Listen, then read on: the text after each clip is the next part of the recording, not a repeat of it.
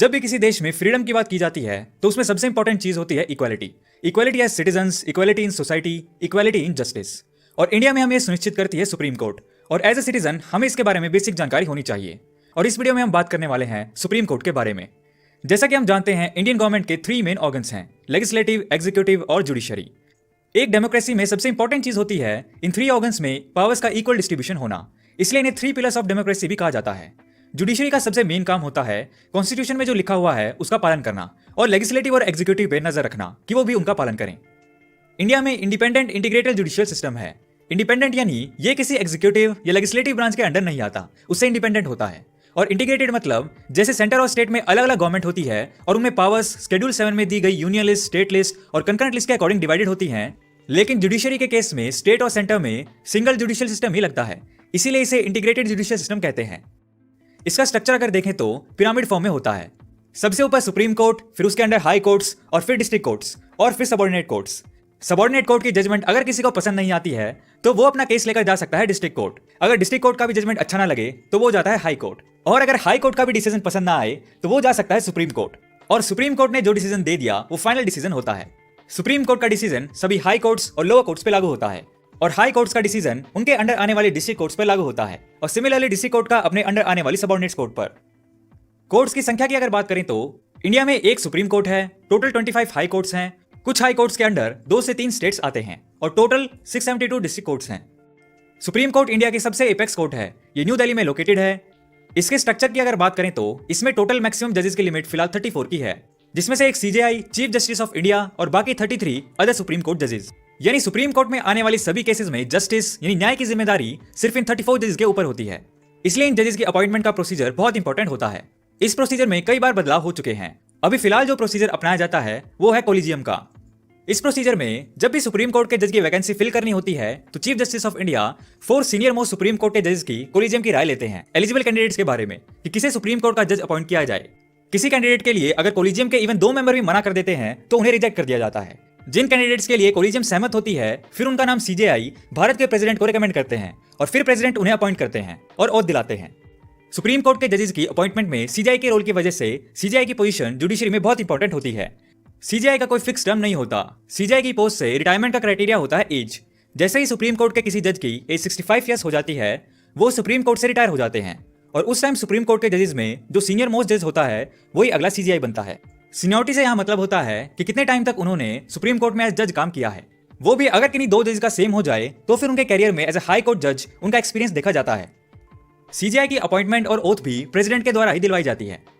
Supreme court का जज बनने के लिए मिनिमम एलिजिबिलिटी क्राइटेरिया होता है वो इंडिया का सिटीजन होना चाहिए, 5 साल एज ए हाई कोर्ट के जज का एक्सपीरियंस या 10 साल का हाई कोर्ट में वकील का एक्सपीरियंस होना चाहिए। सुप्रीम कोर्ट के जजेस बहुत बड़े बड़े केसेस में अपने जजमेंट्स देते हैं, जिनमें कई बार केसेस सरकार के खिलाफ भी हो सकते हैं।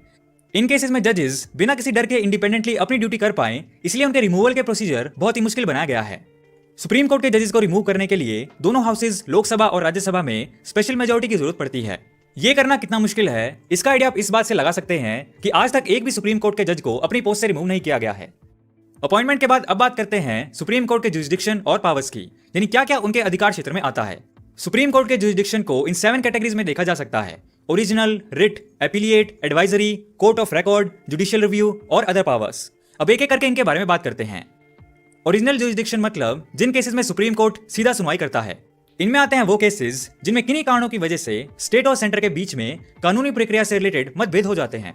इन मामलों में सिर्फ सुप्रीम कोर्ट में ही सुनवाई हो सकती है। Next, writ.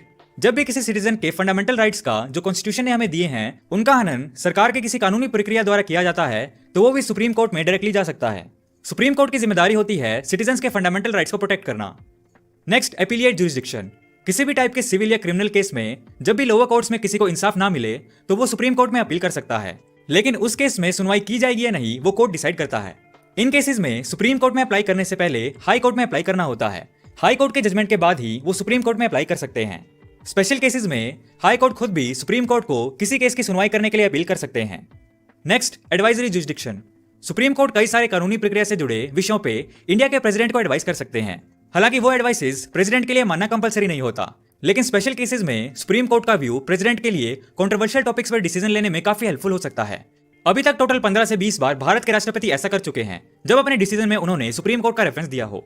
Next, court of record. Supreme court के किसी भी जजमेंट को दोबारा एविडेंस के बेस पे प्रूफ नहीं करना पड़ता। सुप्रीम कोर्ट के डिसीजंस अपने आप में ही एविडेंशियली प्रूव्ड मान लिए जाते हैं।